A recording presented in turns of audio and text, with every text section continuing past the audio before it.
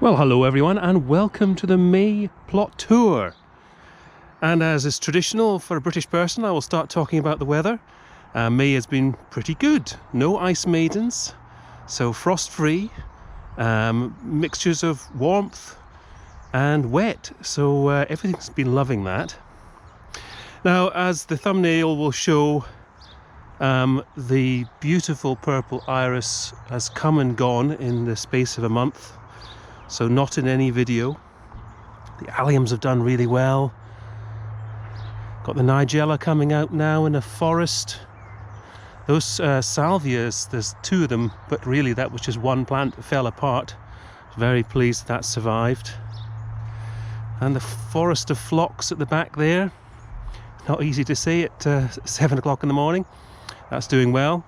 Nautia is not out, but just about to be.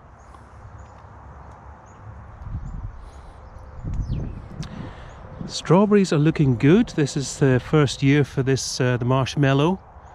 They're looking lush. And the blueberries seem to have perked up. It's a lovely leaf colour on all of them now, and they've all got fruit.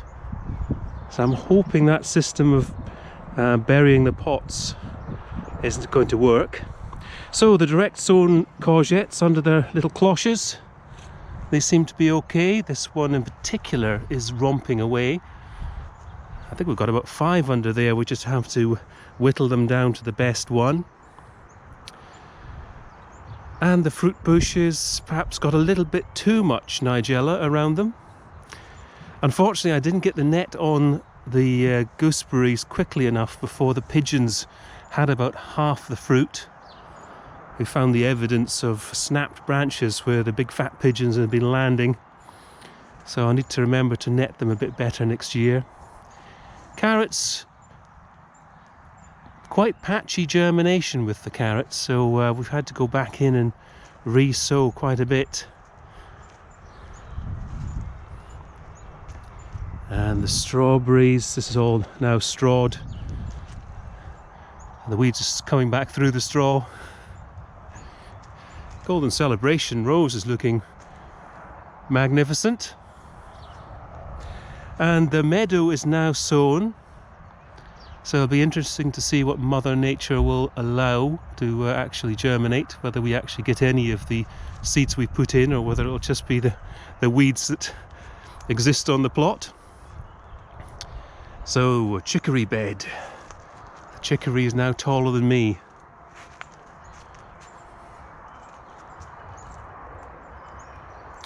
Have a look at the orchard. Very obvious that the south side with nigella on the left there is doing considerably better than the north. Right, so we have nothing in here for this wigwam, but we've planted the climbing beans in here and there's no sign of them yet. So we've got a bit of a experiment going on with the onions. Shallots are looking, well, there's a real sort of mixed bag of good ones, not so good ones, and intermediate ones. But the onions, we've got a weed, or rather cover crop experiment going on. We've thinned it out on the right here and not on the left. And actually the ones on the left seem to be doing better. So this one has had its cover crop cut down and it's just been waiting to get planted up. It's either peppers or tomatoes going in there, I can't remember which one. So this is the French bean bed. The ones on the north end have gone in. Can I see any? No, I can't. And the garlic is looking pretty good. Yes, quite happy with that so far. Now, the peach, which had fruit on it, it was netted for about 3 weeks, and unfortunately all the fruit fell off, just shriveled up and went. So, oh well, it tried.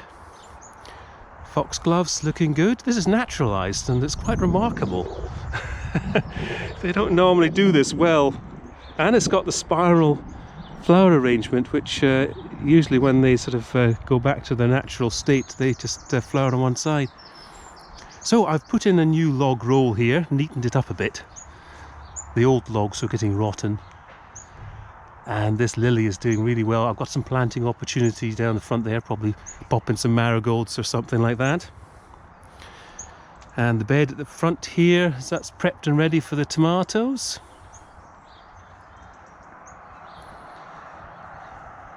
This one is just I flattened down the daffodils, just letting them die down.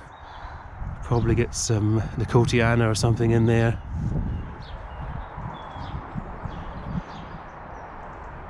So the red love is absolutely smothered in little apples. So the June drop will probably reduce that by a half or 75%. Oh, the peony is nearly out.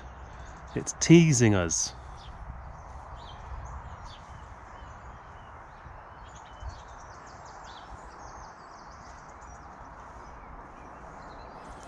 So this has just gone bonkers, absolutely crazy. And this lavender is just about to come out. And the original Waldo, the thornless blackberry, its days are numbered, don't tell it. I popped up a little new sort of little bug hotel up there. It'd be interesting to see if that gets used. It's quite popular up in the bank. So the quad grow's now installed with its peppers in there.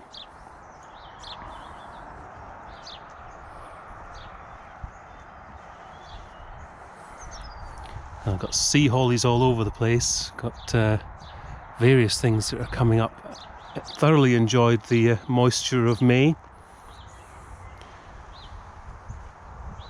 Sadly, I think we've still got Otto's Thrill Dahlia at the back there. Has not come up yet. It may not have survived. Probably the slugs more than anything at the back there. Now this is a weird thing.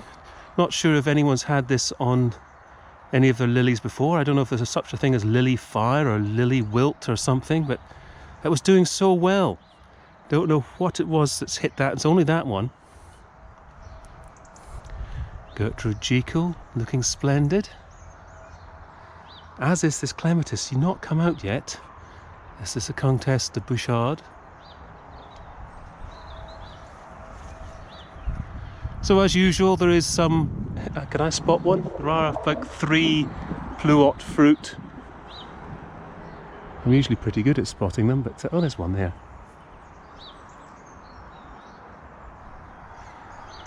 So that'll probably reduce down to 2, so it can be the 2-aught rather than the pluot. So here we are with the raspberries. They're romping away. They've been thoroughly loving this the weather. The Glencoe one is covered in fruit. Hopefully that will make it. Last year it was like that. Then we had really hot weather and it basically shriveled up. And the plums, they are looking better at this time of year than they ever have. They've got little clusters of fruit on some. Look at the piles of fruit on that. But it's the leaf quality. They are shiny. They have not been attacked by aphids, which that's great. As they obviously they're hopefully that's to do with how healthy they are. So sweet corn, we've got the first 8 in.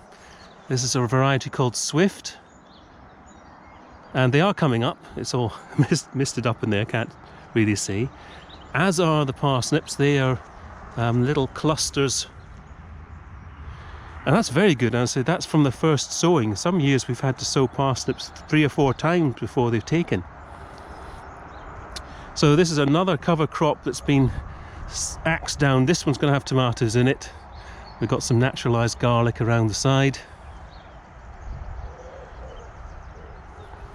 And this one's all planted up now. It's got our lettuce and our cabbage. And we're using collars for the first time. Not completely convinced they've been stopping the slugs and snails getting in. Now we've got our rogue garlic. And this, we've got a couple of monsters. We pulled one up and discovered that it's elephant garlic, and we've never bought or planted elephant garlic ever. So I'm not quite sure how that's happened. Maybe a squirrel just shoved one in. Wouldn't put it past them. So everything's looking very happy in the orchard bed. Unfortunately, this pear hasn't produced anything. It's supposed to be a double blossomer. Didn't see the second lot of blossom. Got lots of apples on. This is this variety called Saturn. There's quite a few plums on the Victoria plum.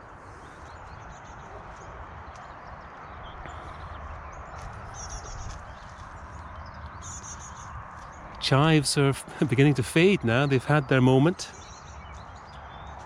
Now this is an absolute monster. This is the another Waldo, thornless blackberry. And because of this wonderful weather we've had in May, the new growth for next year has just romped away, which has given me a bit of a problem, because what do I do with it when last year's growth hasn't finished fruiting yet? And the flowers have been absolutely huge. They're like, if the flowers reflect the fruit size, then the fruit's going to be like the size of golf balls. Alliums have done their thing in here.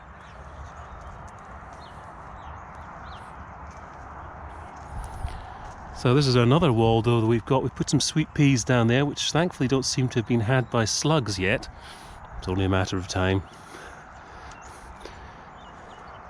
There's another apple tree that's doing really well. This one's quite compact versus the one on the other side, which is the north side. Because this is on the south side, it doesn't have to try as hard.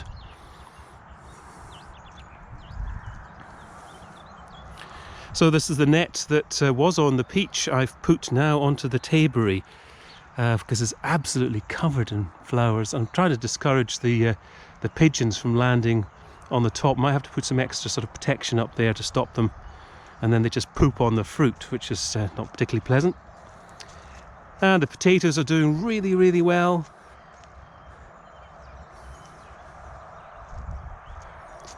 Unfortunately, not the same could be said for the rhubarb. As this particular variety, I know when I first put it in, is quite fussy, and having moved it over the winter, I'm not surprised that it is sulking. There we are. Hope everybody's keeping well. I will catch you in the next month's tour. Bye for now.